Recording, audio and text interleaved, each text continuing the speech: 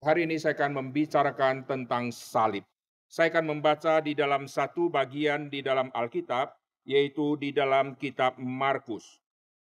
Saya akan membaca Markus pasal yang ke-15, ayat yang ke-13. Maka mereka berteriak lagi katanya, salibkanlah dia. Tema salib merupakan tema yang sangat penting sejak di dalam perjanjian lama. Di dalam perjanjian lama, tema salib dihubungkan dengan orang yang terkutuk. Orang yang terkutuk identik dengan mereka yang akan disiksa di dalam hari kematiannya. Dan semua penyiksaan-penyiksaan yang dilakukan oleh orang-orang terhadap orang-orang yang dianggap berdosa, mereka lakukan dengan begitu bengis. Setiap bangsa-bangsa mempunyai cara menghakimi orang dan mematikan orang dengan cara yang begitu bengis. Tetapi ada cara yang sangat-sangat remeh dan sangat-sangat menghina kepada orang yang akan dihukum itu, yaitu melalui salib. Orang yang digantung di atas kayu salib itu identik dengan mereka adalah orang yang terkutuk.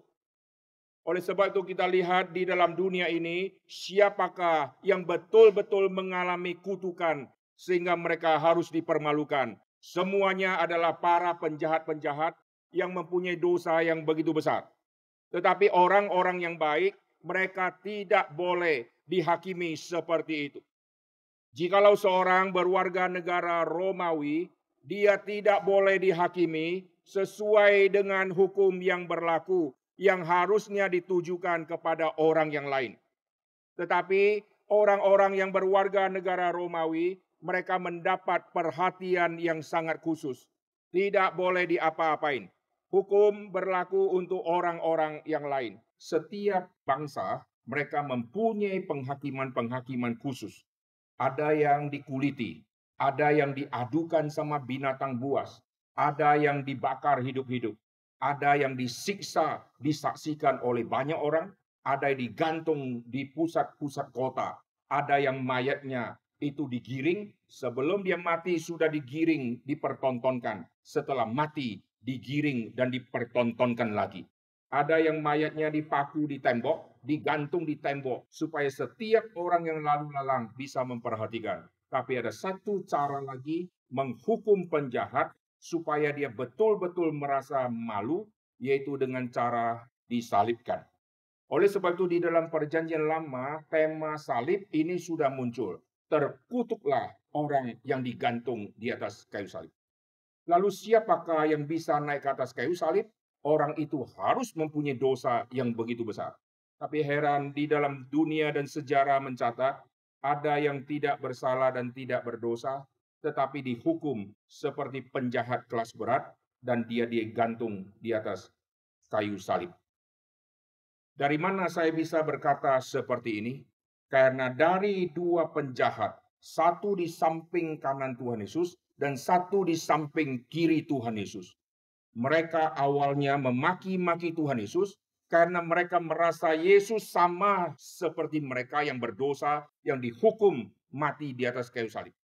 Lalu dua-dua mencela Tuhan Yesus, mendadak sampai waktunya tiba, Roh Tuhan mencelikkan salah satu dari penjahat tersebut dan dia keluarkan satu kalimat yang sangat penting. Dia menegur temannya. Tadi dia bersama dengan temannya mencela Tuhan Yesus. Sekarang setelah dia sadar, dia mencela temannya. Dia keluarkan satu kalimat. Kita selayaknya mendapat hukuman seperti ini. Jadi penjahat ini disalibkan, dia tidak marah. Kenapa hukuman tidak adil kepada saya? Hukuman kepada saya terlalu berat. Dia sadar hukuman yang diberikan kepadaku ini selayaknya harus aku terima karena aku berdosa sangat besar. Oleh sebab itu waktu dia sadar dia menegur temannya, kita selayaknya mendapat hukuman seperti ini, tetapi Yesus tidak. Jadi satu-satunya orang yang memprotes cara penghakiman kepada Tuhan Yesus yang tidak adil, ini adalah penjahat. Bukan para jaksa atau pembela atau siapa saja, bukan hakim, bukan siapa saja, bukan orang politikus yang membela Tuhan Yesus, tetapi yang membela Tuhan Yesus adalah penjahat di samping Tuhan Yesus. yang berkata, kita selainnya mendapat hukuman seperti ini, tapi Yesus ini tidak. Nah, hari ini saya akan membicarakan tentang salib. Mengapakah tanda salib ini sangat penting? Di dalam dunia terlalu banyak simbol-simbol dan tanda-tanda. Ada tanda bagi, titik dua, atau garis miring, bagi. Ada tanda kali atau X. Ada tanda tambah, itu berbentuk salib. Tanda salib adalah tanda yang sangat simpel, siapapun bisa membuatnya. Anak kecil tinggal tarik satu garis, tarik dari atas ke bawah, kiri ke kanan, langsung sudah membentuk tanda salib. Berarti kekristenan tidak bicara hal yang rumit. Kekristenan adalah agama yang sangat sederhana dan sangat praktikal. Tidak ada kerumitan dengan simbol yang harus orang pelajari dan lukisnya setengah mati. Tapi hanya dengan satu simbol, yaitu tanda salib. Tapi tanda salib itu bukan tanda yang positif, tapi tanda yang negatif. Karena apa? Karena terkutuklah mereka yang digantung di atas kayu salib. Kapankah tanda salib menjadi tanda positif? Kapankah orang memandang salib bukan lagi menghina salib, tetapi meninggikan dan memuliakan salib? Sejak Yesus mati di atas kayu salib dan sejak Yesus bangkit, maka terjadilah perubahan besar terhadap tanda salib itu. Sehingga waktu kita melihat selama Yesus hidup, semua orang takut kalau dia naik ke Golgota. Takut kalau dia mati di salib. Tetapi setelah Yesus mati di salib, maka semua pengikut-pengikut Kristus akan mengalami penderitaan seperti yang Yesus alami. Dan sebelum Yesus mati, Yesus sudah membicarakan tema tentang salib. Barang siapa yang mau mengikut aku, dia harus memikul salibnya. Jadi salib yang ditinggalkan orang, salib yang dijauhi oleh orang, Yesus mengajari, engkau tidak boleh jauh dari salib, engkau tidak boleh meninggalkan kayu salib, engkau harus memikul kayu salib itu. Jadi hidup kita seperti sedang memikul satu beban kayu salib yang begitu berat. Setiap kali kita sudah pikul beban yang begitu berat itu, kita harus ingat, Yesus waktu memikul salib, Yesus setelah pikul baru disiksa, atau sebelum pikul sudah disiksa. Pikullah salibmu dan ikutlah aku. Bukan setelah pikul baru menderita. Sebelum pikul sudah menderita dulu. Lalu puncak dari penderitaan adalah salib yang dia harus pikul, lalu mengikuti Kristus, mengikuti sampai kemana? Mengikuti sampai ke Golgota.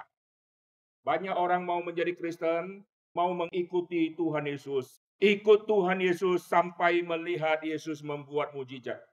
Habis itu terima mujizat, langsung pergi meninggalkan Yesus. Ada orang yang ikut Tuhan Yesus sampai makan kenyang. 5.000 laki-laki makan sampai kenyang. Habis itu meninggalkan Tuhan Yesus. Ikut Tuhan Yesus, itu berarti ikut sampai Golgota. Ikut sampai menyaksikan kematian Tuhan Yesus yang begitu mengerikan, karena dari situlah terpancar kehidupan yang abadi itu. Banyak orang takut ke kuburan, banyak orang tidak mau ke rumah duka, karena melihat orang yang mati, ini adalah sesuatu yang mengerikan bagi orang-orang tertentu. Tetapi Yesus mengajak semua pengikutnya, pikullah salibmu dan ikutlah aku. Yesus akan menuju ke Golgota. Berarti kau ikut Yesus tidak boleh berhenti di mujizat. Tidak boleh berhenti di kau diberkati. Harus berhenti sampai penderitaan yang paling puncak. Sejak Yesus mati dan bangkit, maka tanda salib menjadi tanda yang begitu positif. Dan orang-orang Kristen sudah tidak malu lagi untuk memakai tanda salib. Kalung salib. Lalu rumah ada pintunya dikasih tanda salib. Kamar dikasih tanda salib. Orang-orang Kristen yang beribadah di rumah Tuhan dulu belum jadi, masih berupa tanah kosong. Setelah jadi, orang Kristen tidak malu, kasih tanda salib di tempat yang paling tinggi. Untuk apa? Untuk menyatakan rumah ini akan meninggikan salib, meninggikan Kristus yang mati itu. Maka zaman dulu kita melihat gedung gereja selalu berbentuk lancip-lancip, lalu di titik yang paling puncak itu dikasih tanda salib yang begitu tinggi. Mengapa salib tidak ditaruh di lantai? Mengapa salib ditaruh di tempat yang paling tinggi? Supaya seluruh orang dari jauh sudah melihat ada salib yang ditinggikan. Lalu di mana salib itu ditaruh? Di rumah yang begitu tinggi. Langsung orang tahu, rumah itu akan meninggikan Kristus. Itu adalah gereja. Gereja harus berfokus kepada puncak dari semua atapnya, yaitu menuju kepada salib Kristus. Sekarang banyak gereja sudah tidak lagi bicara tentang salib dan pengorbanan Tuhan Yesus, dan banyak salib sudah diturunkan. Dan gereja sudah tidak lagi khotbah tentang Yesus yang mati dan bangkit, tapi khotbah Yesus yang memberikan mujizat. Kau mengikut aku, kau harus memikul salibmu. Ikut aku sampai ke Golgota.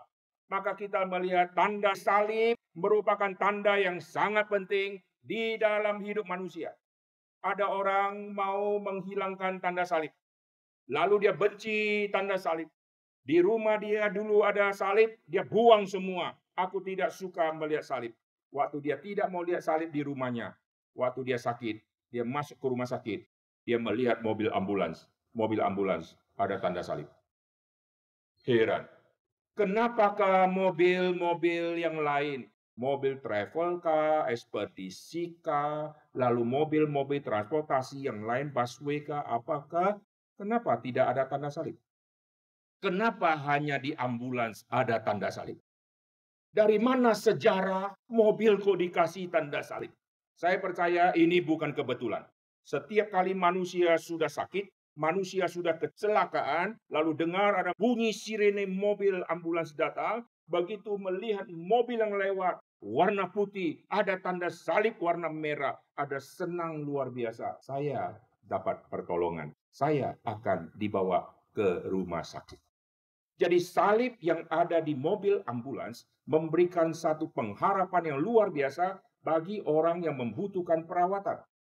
Lalu sampai ke rumah sakit, zaman dulu suster-suster tertentu mereka memakai kostum, lalu apalagi yang palang merah Indonesia mereka memakai topinya, itu ada tanda salib, suster. Apakah ini kebetulan? Jawabannya tidak. Lalu perhatikan tanda salib bisa saudara lihat di mana. Selain di gereja ada tanda salib. Lalu kita lihat di kuburan itu ada tanda salib. Mengapa di kuburan ada tanda salib? Di kuburan ada tanda salib untuk menyatakan kepada semua yang lalu lalang di situ, yang dikuburkan di sini adalah orang yang hidupnya sudah ditebus oleh Tuhan Yesus. Dan Yesus sudah mati untuk dia. Maka tanda salib ada di batu nisan dia untuk mensimbolkan Yesus mati untuk orang seperti itu. Dan Yesus yang mati untuk orang seperti ini, Yesus yang sudah bangkit, maka semua yang mati di dalam Tuhan, mereka akan bangkit bersama-sama untuk bersama-sama dengan Kristus di dalam kerajaan surga yang permai itu. Di kuburan ada tanda salib. Saudara pergi ke tempat-tempat yang jauh, saudara pasti akan melihat salib. Karena kuburan-kuburan, ada kuburan orang Kristen dan ada tanda salib. Saudara masuk ke rumah sakit, ada simbol salib di situ. Saudara pergi ke apotek, ada simbol salib. Saudara ketemu orang-orang yang sedang lalu lalang. Di badannya dia pakai kalung salib. Tapi saya mau kasih tahu, ada satu tanda salib yang sudah mengikuti kita sejak kita dilahirkan ke dalam dunia. Saya sekarang tidak ada pakai tanda salib, tidak ada kalung salib, tidak ada simbol-simbol salib di tubuh saya, tetapi saya selalu memakai tanda salib itu dari sejak saya dilahirkan sampai hari ini dan sampai saya mati. Pakai tidak pakai, dia ada bersama dengan saya. Heran. Di manakah salib itu? Perhatikan tangan saya. Seluruh manusia dicipta oleh Tuhan, tubuh berbentuk salib. Saudara pernah pikirkan? Kenapa Tuhan tidak cipta tubuh manusia berbentuk tiang, sehingga tangannya begini saja. Satu ke bawah, satu ke atas. Bisa toh? Kita jadi manusia seperti ini bisa toh? Kenapa Tuhan tidak cipta tubuh manusia bengkok, berbentuk seperti hutan? Bisa, segala sesuatu bisa. Kenapa Tuhan bisa cipta cacing dengan bentuk yang unik-unik itu? Kenapa bisa cipta ular yang unik-unik? Kenapa waktu di manusia dia tidak memakai pola seperti binatang-binatang yang lain? Kenapa dia cipta manusia dengan tubuh yang tegak lurus, kepala lebih kecil sedikit dari seluruh anggota badan, lalu tangan tidak lebih tinggi dari kepala, ditaruh posisi seperti ini untuk kita buka, inilah berbentuk salib. Ini bijaksana Tuhan yang bukan kebetulan. Mengapa Tuhan cipta tubuh manusia berbentuk salib? Supaya manusia harus mengerti Kristus datang ke dalam dunia, mati bagimu melalui salib. Kalau Yesus yang datang ke dalam dunia menjadi manusia, lalu manusia dicipta oleh Tuhan, kita yang semua dicipta oleh Tuhan, berbentuknya hutan, tidak bisa disalib, saudara. Karena Tuhan mencipta tubuh manusia berbentuk salib, Yesus datang ke dalam dunia ini menjadi manusia untuk apa? Supaya bisa dipaku di atas kayu salib. Karena tubuhnya sudah berbentuk salib. Coba tubuh manusia berbentuk hutan, lalu dipaku di atas kayu salib yang bentuknya tambah. Gimana cara bengkokkan, luruskan badannya yang hutan itu? Tidak bisa. Karena tubuh sudah berbentuk salib, mau salibkan manusia gampang. Tinggal angkat tangannya satu, angkat satu lagi, kaki dipaku, tangan dipaku, kepala diluruskan ke belakang, selesai. Jadi, praktis. Jadi tubuh manusia ini berbentuk salib. Lalu apa bedanya salib yang ada di setiap manusia ini? Ada manusia A, B, C, D, si A, si B, si C, dan seterusnya. Semua kita berbentuk salib. Tetapi ada salib yang berisi penjahat. Di atas bukit Golgota di zaman Yesus disalibkan, Yesus ditaruh di tengah, penjahat satu ditaruh di kanan, satu ditaruh di kiri.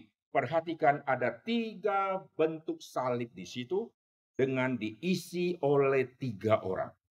3 salib, 1 isi penjahat, 1 isi Yesus, 1 isi lagi si penjahat.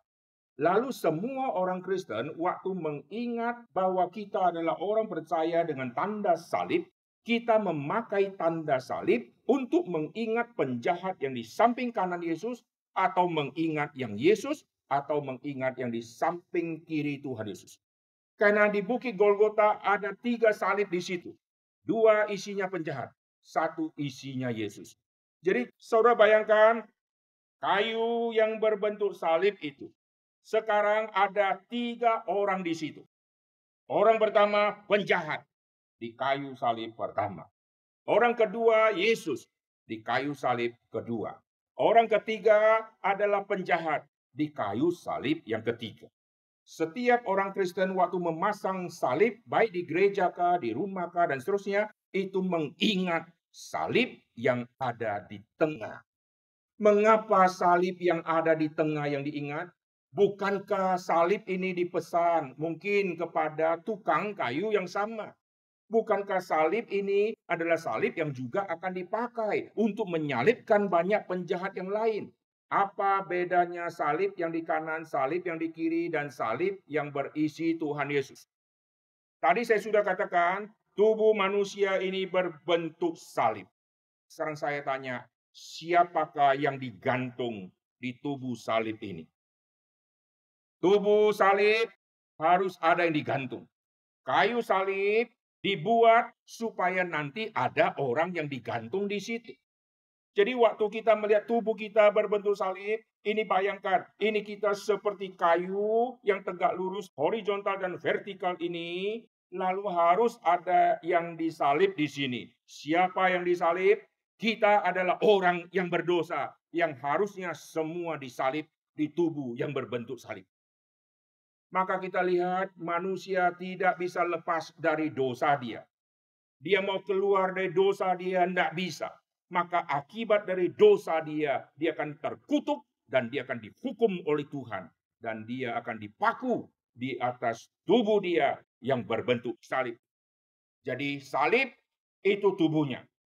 Yang dipaku di salib yang tubuh juga dirinya sendiri. Dan orang yang tidak ada Kristus, dia akan mati di dalam dosanya. Oh, kita selayaknya mendapat hukuman seperti ini, tapi Yesus tidak. Lalu ada tubuh manusia yang berbentuk salib, tetapi kita yang mestinya disalib di tubuh kita, tapi ada yang menggantikan kita untuk disalib. Dan itulah Yesus. Maka kita melihat kayu salib yang ada Tuhan Yesus, itulah tanda salib yang berharga, yang diingat orang selama-lamanya. Jikalau tubuh kita berbentuk salib, tapi belum pernah ada Yesus yang digantung dan mati untuk kita orang berdosa ini, maka hidup kita seperti kayu salib yang berisi penjahat yang kelak akan dilupakan. Barang siapa yang ada di dalam Kristus, dia berharga di mata Tuhan. Dan barang siapa yang ada di dalam Kristus, Kristus yang mati untuk dia, maka kita yang berbentuk salib seperti ini, yang tidak ada arti apa-apa, tetapi Kristus yang mati untuk kita, kita akan dipakai oleh Tuhan untuk memuliakan nama Tuhan. Amin. Tidak ada salib yang berharga, kecuali salib itu ada Kristus yang mati di situ. Tidak mungkin ada satu tempat menjadi terkenal luar biasa, jikalau bukan ada orang terkenal yang pernah hadir di kota tersebut. Kenapa seluruh dunia orang Kristen, orang Katolik, dan agama lain, mereka pergi ke Israel, pergi ke Yerusalem. Bermiliar-miliar satu trip tour berangkat. Karena satu trip bisa 40 orang, itu total uang dirupiahkan dari semua dolar-dolar yang dipakai. Itu 1 miliar, ada yang berapa miliar, demi untuk pergi ke sana, lihat semua puing-puing, apa sih hebatnya? Kenapa orang rela pergi jauh-jauh? Jalan kaki panasnya luar biasa. Di Indonesia panas langsung bawa payung. Langsung pakai lotion anti UV. Di sana panas biasa. Keringat-keringat biasa. Ada sukacita. Kenapa? Kenapa kita bayar mahal-mahal pergi hanya melihat puing-puing? Karena Yesus pernah injakkan kaki di kota-kota yang kita sedang kunjungi waktu orang pergi ke Israel. Coba Yesus tidak ada di sini. Siapa yang mau pergi ke Turki jauh-jauh? Jalan kaki begitu jauh, lalu melihat pilar-pilar yang sudah roboh. Kenapa kita pergi ke situ? Karena Paulus pernah tiba di situ. Maka tempat itu menjadi berharga karena ada orang penting pernah ada di situ. Jikalau kita buka satu warung makan, sudah buka bertahun-tahun sepi sekali. Mendadak ada Pak Presiden mampir, duduk hanya minum teh manis. Mulai besok, warung kita jadi terkenal, viral. Oh, ini warung pernah dikunjungi Pak Presiden. Lalu menu makanannya jadi tambah banyak, tambah laris, orang datang berbondong-bondong. Ini menu Pak Presiden. Wah, teh manis. Pak Presiden kalau pakai satu batik, langsung orang-orang yang buat batik, foto, buat duplikatnya. Keluarlah duplikatnya. Lalu di toko-toko yang jual batik, nanti dimunculkan fotonya Pak Presiden dengan pakai baju itu, dengan kain baju yang sudah jadi baju di samping dengan harga sekian. Lalu dibilang, ini baju Pak Presiden. Pada waktu kita angkat, kita cocokin beda karena tembakannya tidak tepat. Kenapa batik yang model seperti itu menjadi viral? Karena Pak Presiden pakai. Ada orang penting pakai. Bruce Lee sudah lama meninggal, apa yang dia pakai menjadi viral. Lalu orang buru, orang beli saking mahalnya. Artis-artis terkenal waktu tabrakan maut mati. Mobil bekas tabrakan. Itu pun dilelang dan orang beli. Heran. Barang rosongkan siapa yang perlu, siapa yang mau. Tapi karena barang itu pernah diduduki oleh orang yang sekarang sudah tidak ada, maka barang itu menjadi berharga. Waktu Putri Diana tabrakan, lalu semua barang-barang, gaun-gaun yang pernah dia pakai, termasuk foto-foto jadul. Siapa yang memiliki foto jadul, lalu dimunculkan, langsung diburu oleh kurator. Dan mereka senang untuk koleksi hal-hal seperti itu. Kuncinya apa? Ada orang penting di situ. Kita kenapa merasa saya kurang berharga? Karena kita hidup di dalam dosa dengan salib tubuh ini, dengan kita yang sedang digantung di sini. Kita berusaha mau lepas dari tubuh ini, tidak bisa. Paulus berkata, tubuh maut ini, siapakah yang bisa melepaskan aku dari tubuh maut ini? Tidak bisa. tapi syukur kepada Kristus. Kristus yang mati untuk setiap kita. Sehingga tubuh kita yang berbentuk salib itu, Yesus digantung mati demi kita. Barulah kita mengerti hidup kita berharga di mata Tuhan. Amin. Bersyukur selama hidup, almarhumah pernah mendengar firman. Bersyukur selama hidup, almarhumah menentukan pilihan yang tidak salah. Begitu banyak pilihan yang dia bisa pilih. Jam hari Minggu, dia bisa istirahat di rumah, bisa bersama keluarga. Jam hari Minggu, bisa ngerumpi bersama teman-teman. Jam Minggu, bisa ajak keluarga itu tamasya keluar kota. Tapi Minggu, dia pilih dampingi anak untuk ke gereja. Dia sudah memilih yang terbaik. Dia sudah mendengarkan firman Tuhan.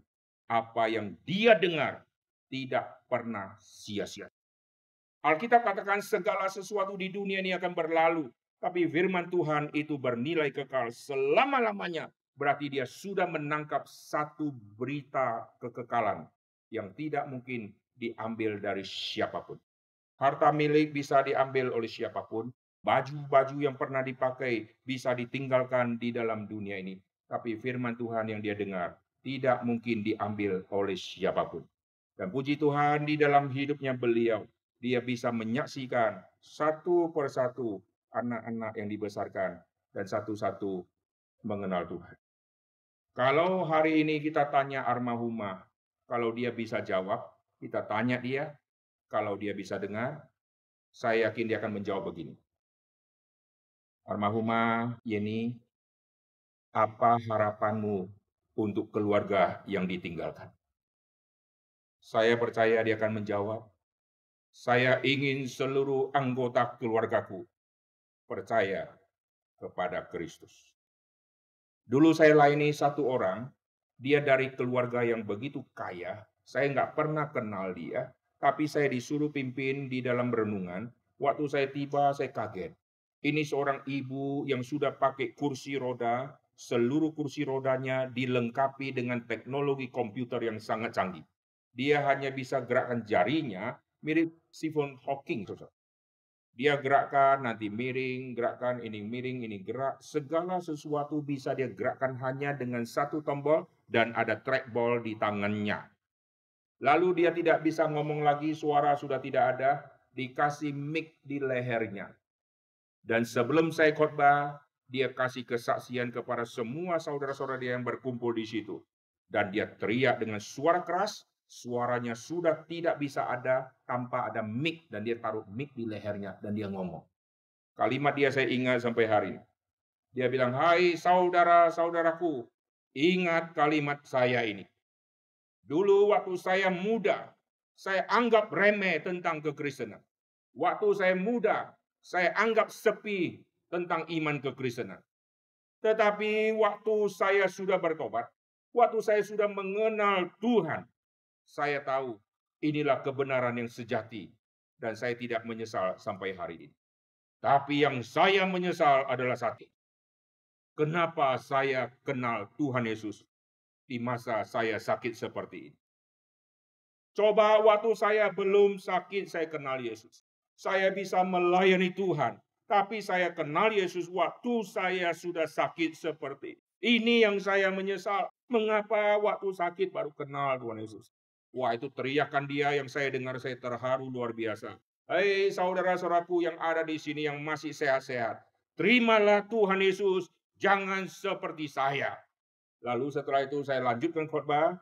Dan tidak lama kemudian orang ini meninggal dunia. Saya senang mendengar kalimat-kalimat orang di hari-hari terakhir dia.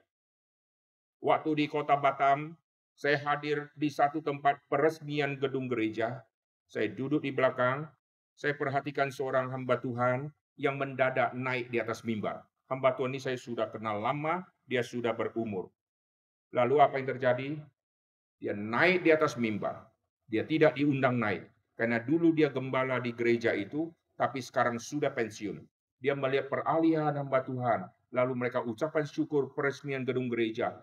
Dan dia naik di atas, langsung bicara.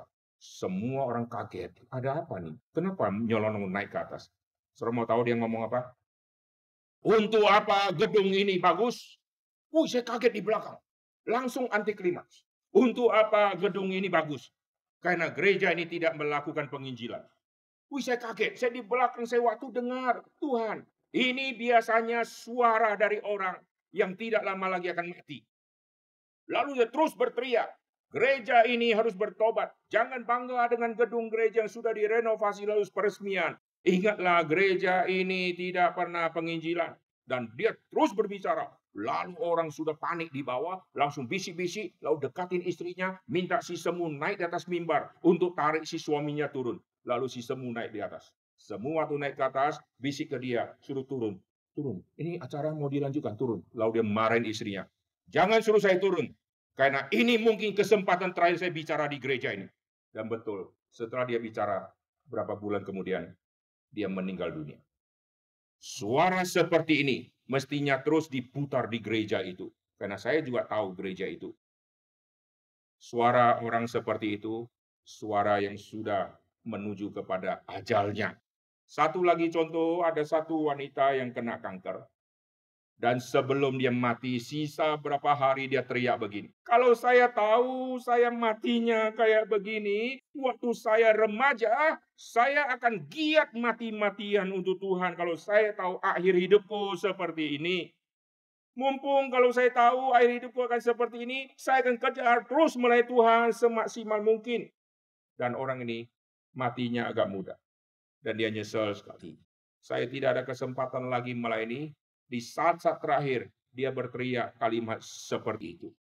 Kalau saya tahu masa akhirku seperti ini, di masa remaja saya akan giat melayani Tuhan luar biasa. Tapi kepada siapa kita cerita hal ini, orang mau mengerti. Seringkali orang tidak peduli, karena dia masih alami.